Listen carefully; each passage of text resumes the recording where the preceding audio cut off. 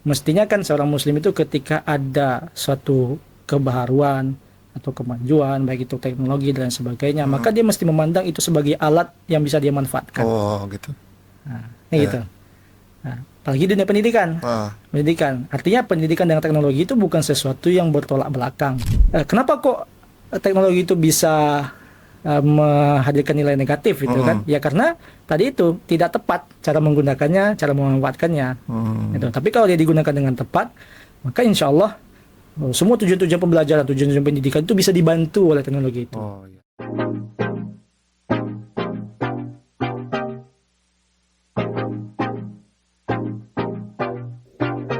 Bismillahirrahmanirrahim.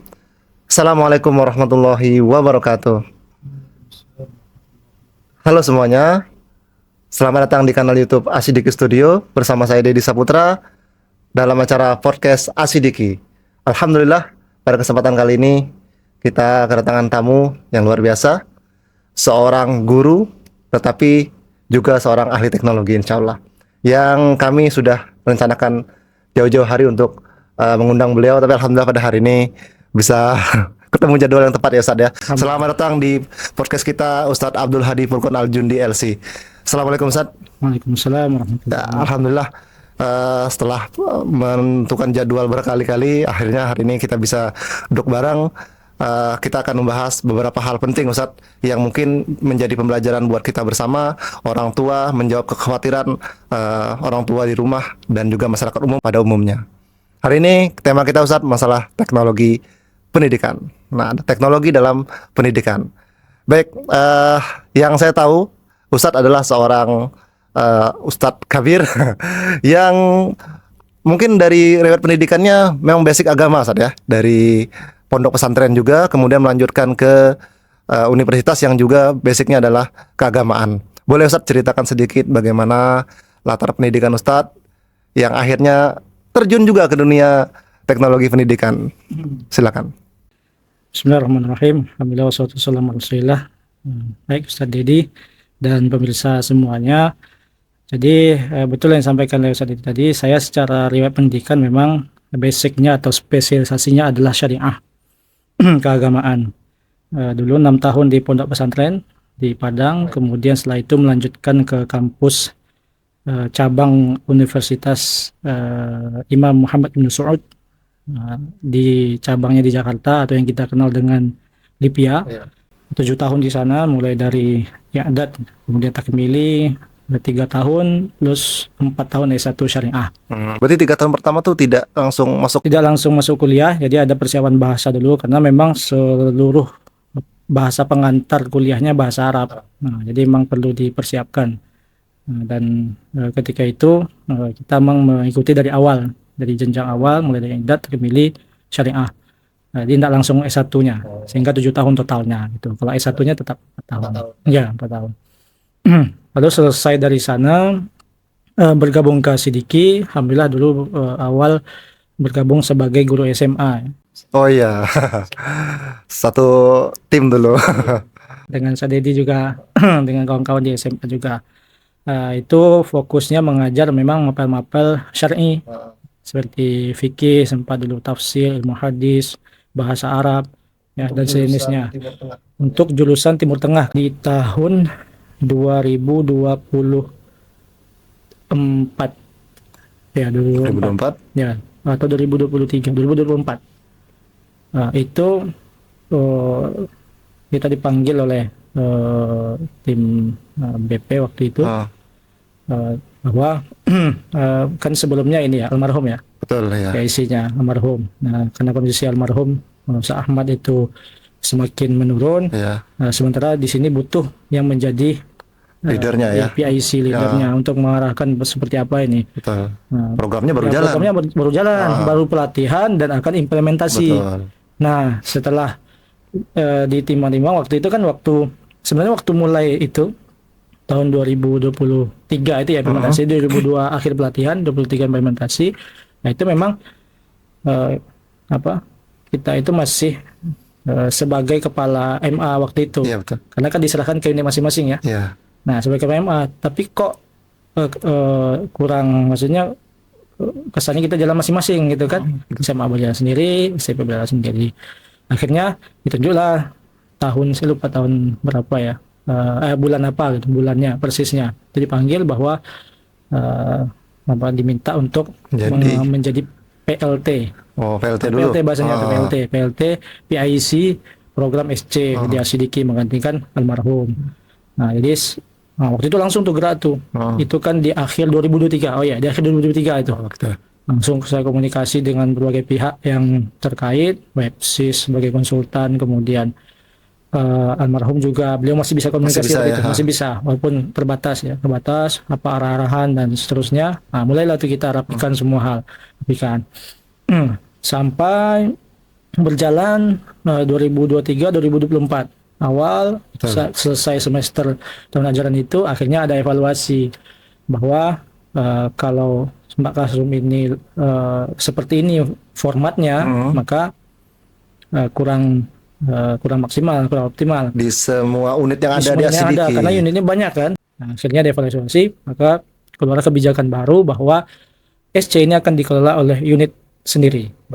Berdiri sendiri unitnya. Nah, di tahun 2024 itu. 2024 unit Smart Classroom waktu itu masih namanya belum ini ya, antara unit teknologi atau unit apa, tapi karena di awal-awal itu kita namakan unitnya unit Smart Classroom. Jadi waktu itu kita diamanahkan sebagai kepala USC, unit Smart Classroom 2024. Dan USC ini berdiri sebagai mitra bagi unit-unit yang mengimplementasikan program ini.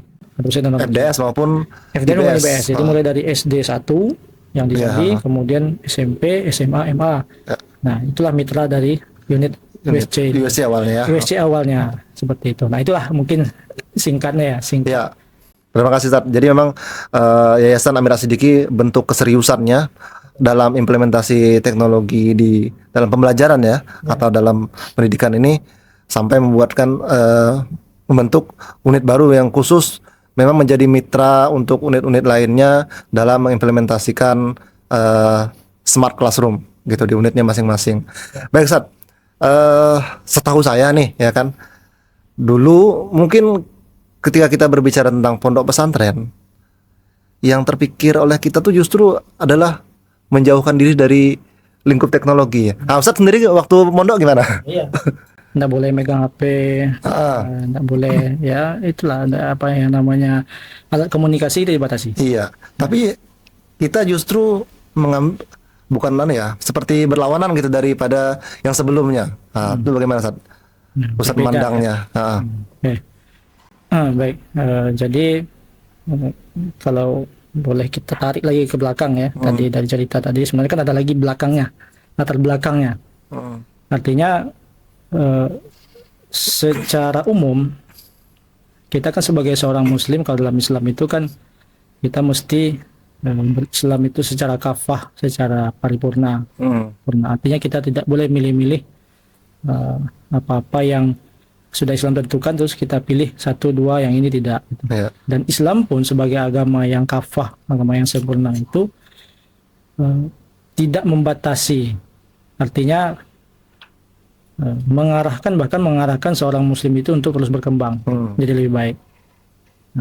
Ayat yang pertama turun saja kan surat Al-Alaq, Iqra, membaca itu kan sederhana tetapi dalam sekali kan maknanya. Kita tadabburi, kita pelajari tafsirnya.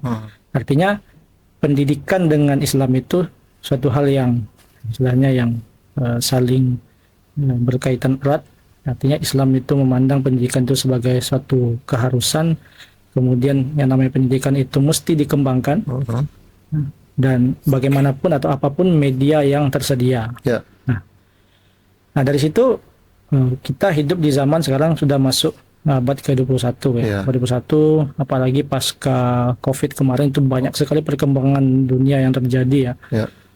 Perkembangan dari sisi pendidikan, apalagi teknologi itu kita semua paham lah, digitalisasi dan segala macam. Nah, sekarang kan yang kita sebagai muslim nih, di posisi sebagai muslim tentu membaca itu atau seperti apa reaksi kita atau sikap kita kan menyikapi perubahan yang terjadi itu. Nah, antara skeptis atau dia adaptif kan.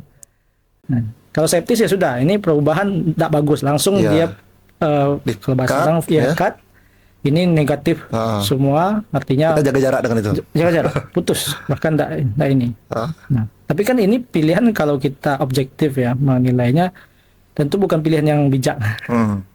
Bijak. Mestinya kan seorang muslim itu ketika ada suatu kebaharuan atau kemajuan, baik itu teknologi dan sebagainya, maka dia mesti memandang itu sebagai alat yang bisa dia manfaatkan. Nah, gitu. Nah, apalagi dunia pendidikan. Pendidikan. Artinya pendidikan dengan teknologi itu bukan sesuatu yang bertolak belakang.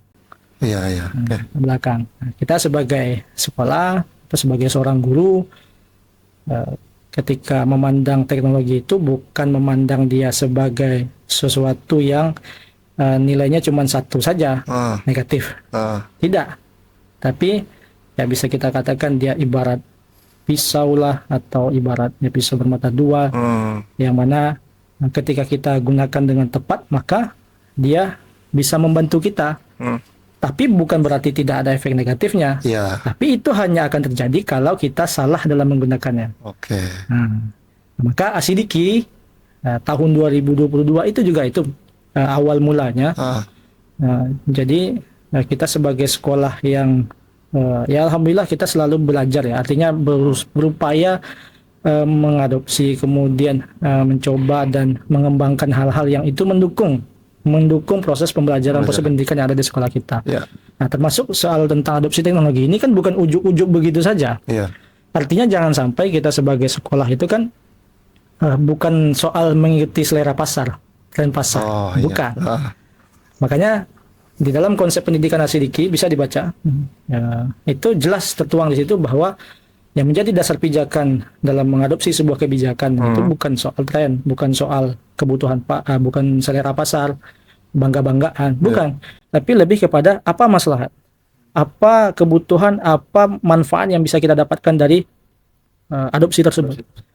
Nah, maka di tahun 2022 itu masuk tawaran Oh, iya. Asidiki kan. Ada saran, masukan dari sekolah yang sudah duluan mengadopsi teknologi Oh, ini. iya, iya. Oke. Nah, ini di Jakarta sekolahnya. Tawaran dijelaskan begini-begini, manfaatnya begini-begini, ya. Nah, akhirnya ada perwakilan sekolah, itu kan almarhum Syah Ahmad dengan beberapa orang orang guru, timnya. ya tim. Nah, itu diberangkatkan untuk mempelajari itu. Ya. Jadi belajar dulu, belajar, datang ke sekolahnya, sekolahnya presentasi, bahkan masuk ke kelas-kelasnya, gitu kan, ngecek dan segala macamnya.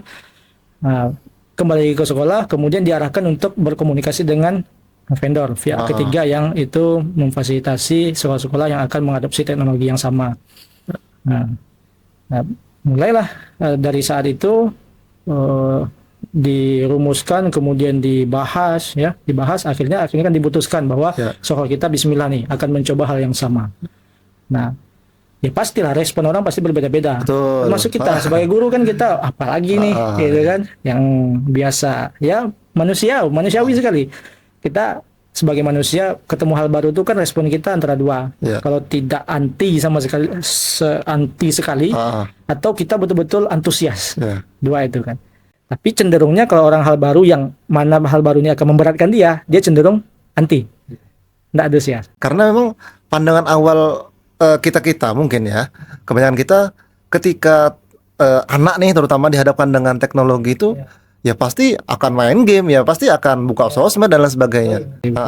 Nah, pandangan itu kan bukan kita abaikan, maksudnya wajar karena memang realitanya saat ini teknologi itu banyak dimanfaatkan untuk itu. Nah, disitulah tantangan sekolah. Sekolah mengadopsi, tapi bagaimana nih tantangan ini bisa diatasi? Artinya perkembangan zaman, kemudian kemajuan teknologi itu bisa kita manfaatkan, tetapi dengan tetap dikelola dengan baik sehingga kekhawatiran tadi itu bisa diatasi. Oke. Nah, saat ya berbicara tentang adopsi teknologi ini, kan sampai sekarang tuh masih pro kontra secara global ya, bukan cuman di Jambi atau di mana. 2025 awal tuh yang paling mencuat rasanya tuh ada kembali heboh ya, bahwasanya Swedia kembali ke traditional learning, pembelajaran tradisional menggunakan buku segala macam. Heboh lah se-Indonesia, heboh lah dunia pendidikan. Nah, sementara kita masih baru mengadopsi teknologi. Bahkan Indonesia juga ya. Ibaratnya kalau kata Swedia itu, kalian baru nyebur, saya udah kering. Iya. Dia lah duluan gitu Udah nah. duluan ya, betul. Gitu. Gimana nih Sat? Kan banyak pertanyaan nih muncul. Mungkin juga pemirsa di rumah orang tua pasti juga pernah ya menemukan artikel itu atau pembicaraan tentang itu. Yang anak saya di Asidiki sekolahnya berbasis digital gitu. Gimana nih? Mungkin pernah timbul pertanyaan itu ya dari orang tua ya. Gimana saat respon kita? Nah, jadi terkait dengan apa yang terjadi atau dinamika yang terjadi di Swedia itu, yang pertama yang saya tahu tentang kebijakan itu sebenarnya bukan kebijakan baru-baru ini. Itu justru sudah diambil kebijakan itu kalau nggak salah sebelum 2020. Oleh Udah lama mereka. sebenarnya, cuman booming lagi aja. Iya. Booming lagi aja. Tapi ada beberapa hal yang perlu kita perhatikan, yang maksudnya kita kritisi, yang kita perlu analisa secara objektif. Artinya kita bukan hanya menganalisanya itu tidak dengan tendensi tertentu. Artinya memang objektif, kita dengan hati terbuka, ya kita pengen tahu kebenaran itu seperti apa gitu. Nah, saya cari tahu itu kan ketika berita itu muncul lagi, ya walaupun itu sudah lama, tapi ketika muncul lagi itu kita cari tahu betul ini apa sebenarnya yang terjadi. Nah, dari beberapa referensi yang saya baca itu ternyata memang ada masalah. Masalahnya itu terjadi di Swedia itu adalah seperti ini. Jadi anak-anak itu banyak yang kecanduan game. Game. Kemudian mereka ketika di kelas itu mereka betul-betul gawai mereka itu mendistraksi mereka dari guru. Jadi gurunya menjelaskan, dia sibuk dengan gawainya tanpa batas. Tanpa batas. Yang ketiga, banyak kemampuan motorik anak itu yang terganggu. Jadi ada anak yang tidak bisa manjat, nggak bisa banyak hal lah yang kemampuan motorik dasar itu mereka tuh memang dari kecil kalau boleh tahu. Dari kecil sepertinya. Jadi kebijakannya itu kan memang merata dari umur kayaknya pendidikan usia, mungkin kalau di kita mungkin sekolah dasar gitu ya, elementary school kali. Nah, sampai pendidikan atasnya. Nah, kalau dari fakta atau data-data yang kita punya itu ternyata memang kebijakan yang mereka berlakukan selama ini itu sepertinya tidak terkelola. Maksudnya tadi kalau boleh kita katakan mungkin kalau tanpa batas loss mungkin tidak ya. Tapi memang kebijakan-kebijakan yang dilakukan itu tidak sepenuhnya ada pengelolaan terhadap gawai yang digunakan oleh anak. Sehingga terjadilah hal-hal seperti tadi. Game lah, kemudian mereka termasuk persentase penggunaan gawai itu di kelas berapa persen sepertinya tidak diatur. Artinya full itu menjadi alat yang utama, dan artinya pembelajaran itu sudah tidak lagi terfokus kepada pembelajaran bersama dengan gurunya, tetapi ya alat itulah, gawai itulah yang menjadi alat utamanya atau pendamping utamanya, sehingga terjadilah apa yang terjadi. Nah, bukan hanya Swedia kan, selain Swedia itu ada beberapa negara juga yang melakukan kebijakan yang sama dengan masalah yang sama. Masalah yang sama juga. Nah, tapi yang menarik adalah kebijakannya itu sebenarnya bukan putus 100%.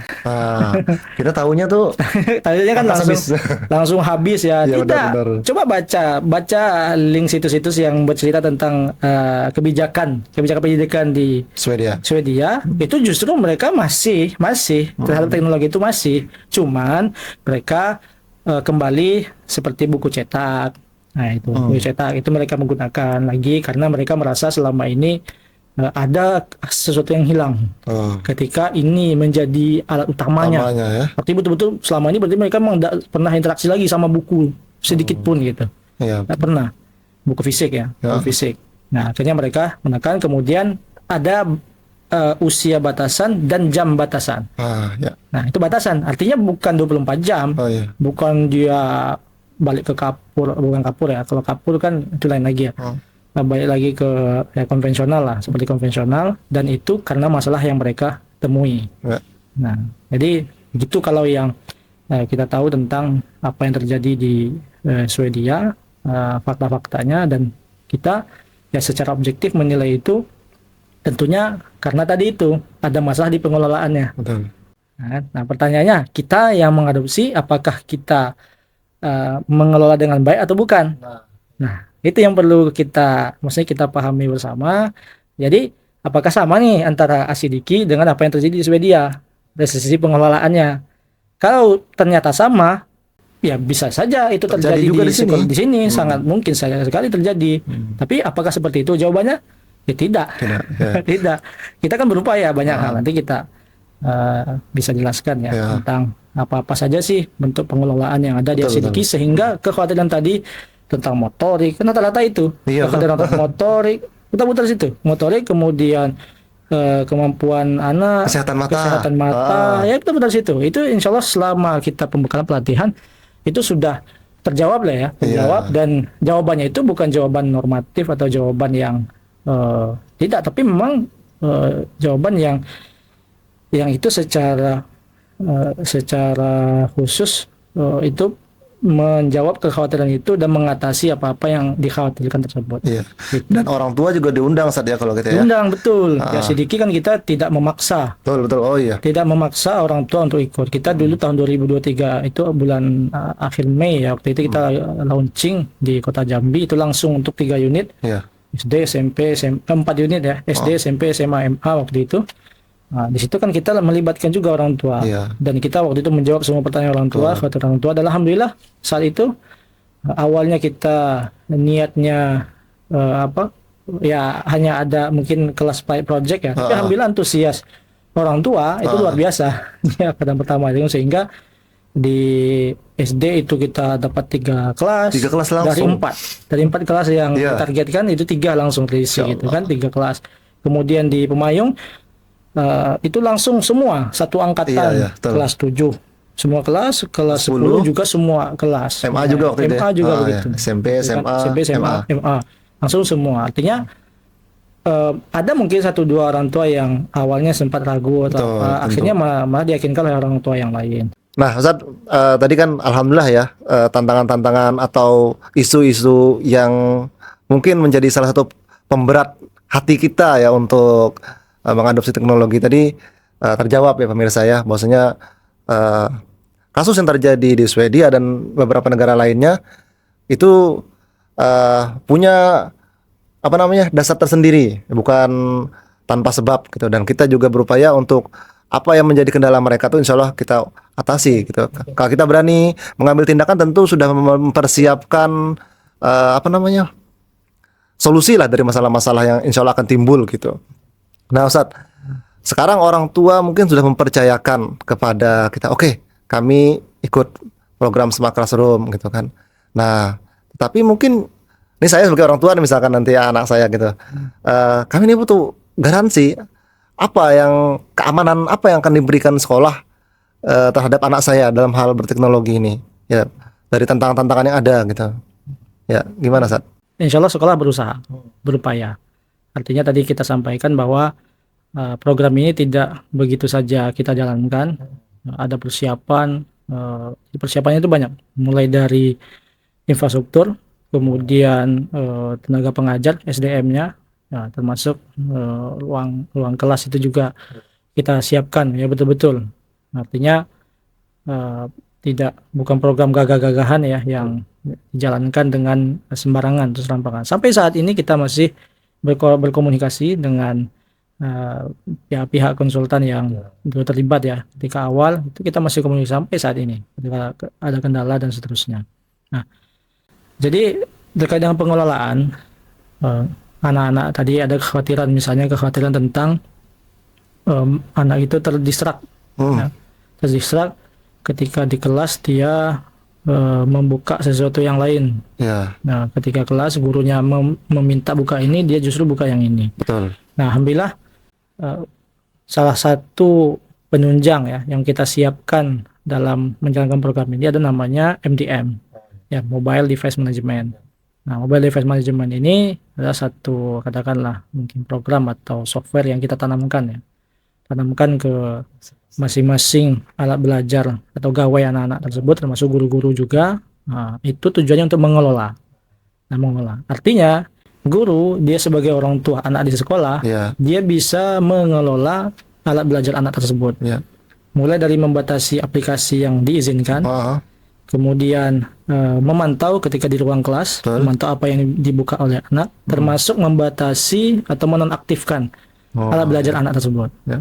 Nah, artinya ketika guru-guru menjalankan skenario KBM sesuai dengan apa yang sudah dibekali kepada mereka, pengelolaan kelas itu mestinya ada skenario KBM-nya, ada yang dituju, kemudian ada yang dipersiapkan, aplikasi apa saja yang dibutuhkan, maka harusnya yang namanya distraksi itu tidak ada. Harusnya.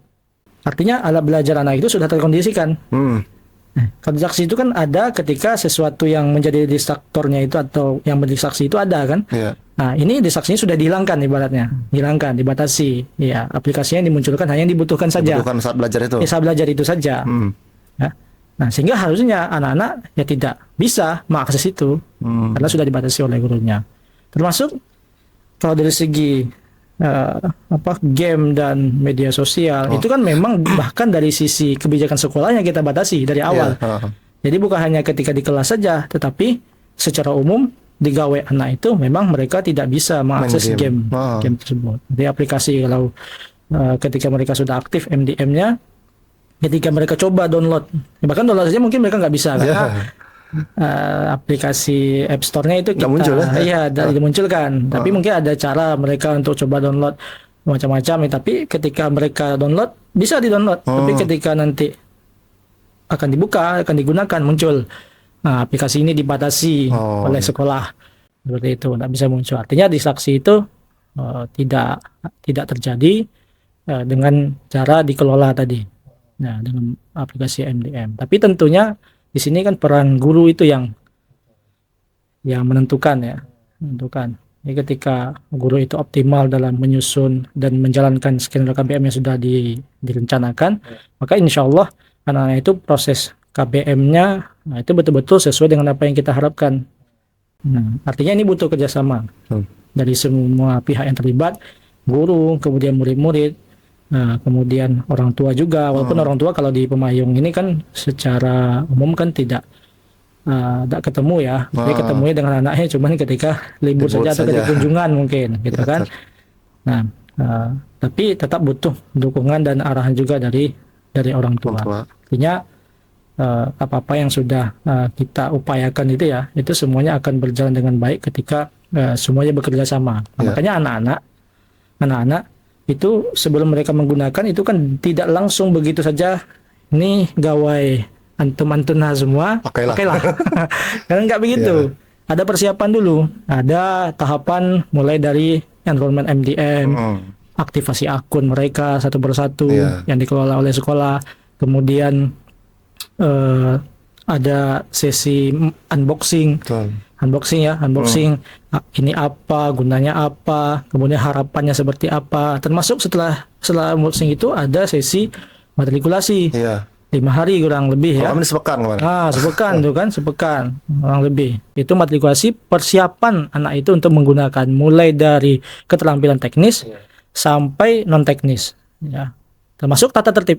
Nah, tata tertib itu jadi penting. Itu salah satu hal yang ini ya yang sangat memberikan pengaruh. Nah, ketika tata tertib itu ada dan dijalankan dengan maksimal, dengan optimal, maka insya Allah kekhawatiran yang ada itu bisa diatasi. Oke pemirsa, itu dia tadi ya, luar biasa penjelasan dari Ustadz Abdul Hadi ya mengenai kok berani Pondok Pesantren Al-Sidiki kemudian mengambil jalan yang berbeda gitu, daripada dari kebanyakan pondok pesantren. Walaupun juga sekarang beberapa pondok pesantren tadi kita sempat bicara di awal ya, sudah ada juga. Ya bahkan mungkin ada yang mengizinkan bawa handphone tadi cerita ya, Ustaz ya. Tapi itulah ya sekolah dengan mengambil tantangan itu, maka sekolah siap bertanggung jawab ya secara teknis untuk membuat siswa-siswanya atau yang terlibat dalam pembelajaran berteknologi ini menjadi lebih baik seperti itu. Nah Ustadz, kira-kira menurut Ustadz 3-5 tahun ke depan ya, dengan menerapkan pembelajaran berbasis teknologi ini, apa target dari Al-Sidiki? Arah kebijakan atau konsep pendidikan yang ada di Al-Sidiki, maka tentang adopsi teknologi ini sebenarnya dia ada 3 ruang lingkup dan ini sesuai dengan yang ada di peraturan saya lupa apa kementerian atau tahun 2013. Nah, itu menyebut ruang lingkup teknologi itu ada 3. Yang pertama itu ada e-administrasi, yang kedua itu e-learning atau e-pembelajaran, yang ketiga itu jejaring sekolah e-pendidikan. Oh ya. Nah, jaring sekolah pendidikan. Nah, jadi kalau bicara target jangka panjang, Iya. jangka panjang ke depannya, memang harapannya di Asidik ini bukan lagi soal pembelajarannya saja yang berbasis digital, tetapi mulai administrasi, kemudian tentang hal-hal yang dahulunya itu menggunakan kertas, ya. Maka kalau misalnya bisa diefisiensikan lagi, artinya tidak menggunakan kertas lagi, maka itu kita upayakan. Artinya memang basisnya digital semuanya. Nah, kalau untuk pembelajaran sendiri, maka tentunya harapannya ini kan dia berlangsung ya, maksudnya berlangsung. Artinya kalau kita diajarkan itu dulu bahwa teknologi ini membantu Ya, sekolah untuk, atau dalam tanda kutip ya, maksudnya secara umum, atau guru dan anak atau peserta didik secara khusus mencapai tujuan pembelajaran. Jadi sebenarnya ujungnya ke situ. Ya. Fokusnya situ. Tujuannya itu. Alat bantunya apa? Ya. Nah, itu. Teknologi itu salah satunya. Nah, maka deep learning, kalau kita kenal sekarang ya, deep learning, kemudian apalagi student centered learning, istilah-istilahnya kan, ada yang macam-macam lah, semua model pembelajaran atau dimensi berpikir, dimensi-dimensi pembelajaran mendalam. Itu kan kalau pembelajaran konvensional bisa juga kita targetnya sama itu, tapi ketika kita bandingkan antara pengguna atau menggunakan teknologi dan tidak menggunakan teknologi, maka lebih efisien dan lebih efektif menggunakan teknologi. Itu kalau digunakan dengan tepat. Nah, itu catatannya. Ini penting. Ya. Ini catatan pentingnya ini. Makanya tadi kenapa kok teknologi itu bisa menghadirkan nilai negatif itu kan? Ya karena tadi itu tidak tepat cara menggunakannya, cara memanfaatkannya. Gitu. Tapi kalau dia digunakan dengan tepat, maka insya Allah semua tujuan-tujuan pembelajaran, tujuan-tujuan pendidikan itu bisa dibantu oleh teknologi itu. Jadi jangka panjang itu memang akhirnya anak-anak belajarnya dia mendalam, bermakna, kemudian mereka senang belajar. Anak sekarang kan belajar itu sesuatu yang horor ya kalau bagi sebagian orang kan, bagi anak. Artinya dia itu tidak paham atau tidak mengerti bukan karena tidak mampu, tapi karena ada yang salah dari cara belajarnya. Nah, maka dengan bantu teknologi itu kita harapannya tentunya anak-anak ini jadi lebih semangat lagi belajarnya senang, gembira. Kemudian bukan hanya sekedar itu saja tentunya. Ada makna yang bisa mereka, kemudian termasuk hal-hal yang dulunya sulit dilakukan. Nah, sekarang sangat mungkin dilakukan dengan bantuan teknologi. Oh iya, satu tadi terlewat, masalah screen time, Ustaz. Nah, screen time. Ya, apakah full Ustaz kita gunakan teknologi itu, anak belajar dari jam 7 sampai jam 4 sore, pegangannya itu saja atau bagaimana gitu? Nah, perlu kita jelaskan seperti ini. Nah, jadi skenario KBM yang ideal itu ada aturannya. Ada aturannya. Maksimal seorang guru itu dalam skenario KBM-nya dia hanya dibolehkan, masuk ke anak-anak ya, guru dan anak-anak itu setiap satu sesi pembelajaran itu maksimal 30% saja mereka menggunakan atau menatap layar. Nah, tapi kan dalam implementasinya tentu banyak tantangan ya. Iya, tantangan. Betul. Maka lagi-lagi kembali kepada guru sebagai penguasa kelas ya. Penguasa kelas. Kalau gurunya konsisten, istiqomah dan tegas, kemudian konsisten, maka insya Allah kekhawatiran tentang screen time, tentang anak menatap layar terus-menerus itu tidak akan terjadi. Iya, betul. Terjadi. Artinya makanya di sini tadi dari anak-anak kita arahkan, kita bina, guru-guru juga mesti komitmen dan konsisten. Betul. Gitu. Makanya kan cuma 30% itu kan kalau yang kita tahu itu ada batasan maksimal dalam sehari itu kan sekitar 90 sampai 120 menit. Nah, kalau cuma 30% dari sekian pertemuan itu ya, itu tidak akan lebih dari batasan yang disebutkan oleh jurnal tersebut ya. Ada Oke. jurnal kemarin yang kita dapatkan, nah itu batasannya sekian Oke. gitu. Nah, dan pelatihan-pelatihan pun kita selalu diingatkan itu, Pak Ibu, ketika membuat atau merancang skenario pembelajaran atau KBM, maka ini yang berkaitan dengan screen time, dengan menatap layar, maka durasinya itu mesti tidak lebih dari 30%. Makanya fokus utama sebagai pendamping anak-anak adalah guru. Ya. Jadi ketika guru menjelaskan, di tatip kita jelas, anak-anak wajib ya menutup alat belajar Betul, mereka ya. dan fokus kepada guru. Ini mesti diulang-ulang. Iya. Sebagai seorang guru, tentu dia sebagai pengatur, pengelola kelas, ya guru itulah yang menentukan bagaimana anak-anak ini mestinya ya ketika dia menjelaskan ya tutup abelnya Tutup dulu ya. ya, ataupun misalnya kalau dibuka untuk mencatat ya kan dia memandangnya ke gurunya, bukan melihat ke alat belajarnya, ke gawainya, melihatnya hanya untuk ketika mencatat saja. Ya. Nah begitu ya, Ya. itu Ya, emang peran guru Ustaz ya peran guru, betul, sangat penting sekali. yang penting. Dan alhamdulillah ya tim EduTech juga membina para guru-guru ya di Betul setiap sekali, unit ya. betul, Ada betul. pembinaan guru per bulan saya sekarang ya. Ya, kalau rutin pertemuan ini ya, rutin per bulan, ada dalam bentuk supervisi juga, Oh iya. pendampingan. Jadi macam-macam pendampingan dari EduTech itu atau dari ya EduTech ini WSC ya. Dalam halo hari-harian, nah itu selalu kalau ada kendala atau ada yang butuh saran masukan, itu selalu kita terima. Kemudian kalau yang berkala ada supervisi di masing-masing guru, itu kita masuki kelasnya, dan supervisi ini sifatnya pendampingan. Iya. Pendampingan bukan penilaian, ya, bukan penilaian. Nah, termasuk pertemuan rutin tadi itu. Nah, itu kita bahas pada kendala-kendala, kemudian masukan saran dan seterusnya. Itu selalu kita bahas. Ini bukti komitmen kita. Artinya program ini berjalan bukan tanpa pendampingan, bukan tanpa arahan, bukan tanpa pengelolaan, tapi dikelola, diarahkan, dan didampingi.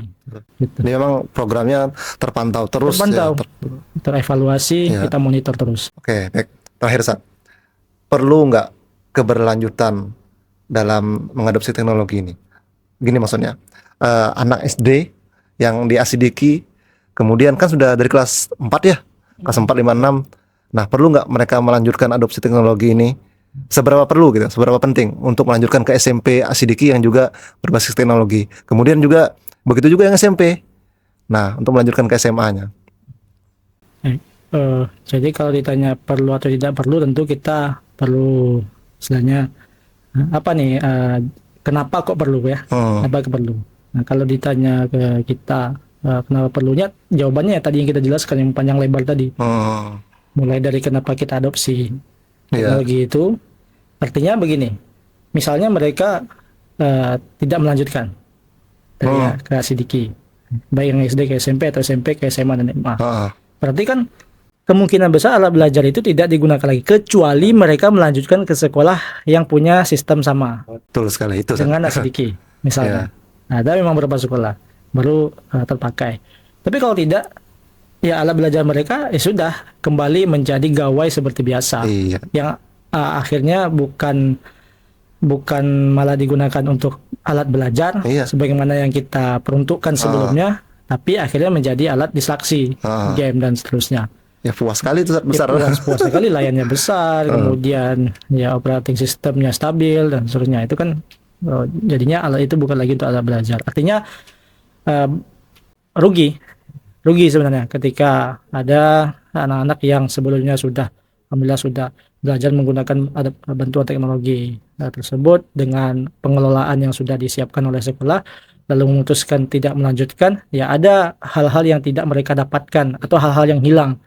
Ya, pembelajarannya balik lagi ke konvensional, perlu menyesuaikan lagi dan seterusnya. Alatnya justru jadi alat yang betul, bukan lagi untuk alat belajar. Itu kemungkinan besar sebetulnya bukan lagi alat belajar, karena MDM mereka dilepas, ya, jadi alatnya seperti biasa saja. Nah, kemudian ketika belajar pun, kalau sekolahnya tadi itu ya, kalau tidak menggunakan sistem yang sama, ya sudah belajarnya seperti belajar konvensional biasa.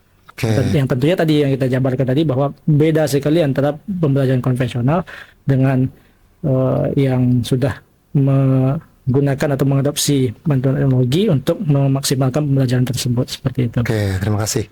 Baik, pemirsa di rumah, dimanapun Anda berada, luar biasa sekali perbincangan kita pada hari ini. Jadi ini sebagai edukasi untuk Bapak Ibu di rumah yang mungkin anaknya juga diasidiki ataupun yang belum diasidiki. Inilah gambaran bagaimana adopsi teknologi dalam pembelajaran di Pondok Pesantren Asidiki. Bukan hanya di Pondok Pesantren saja ya, tapi juga di Full Day School di Jambi gitu, di SD 1 Asidiki gitu. Pemirsa, dimanapun Anda berada, laju perkembangan teknologi memang bukan untuk dibendung, tetapi bagaimana kita bisa memanfaatkan kebaikan yang ada di dalamnya untuk tujuan-tujuan baik kita. Betul. Terima kasih Ustadz Abdul Hadi sudah mampir di studio kita.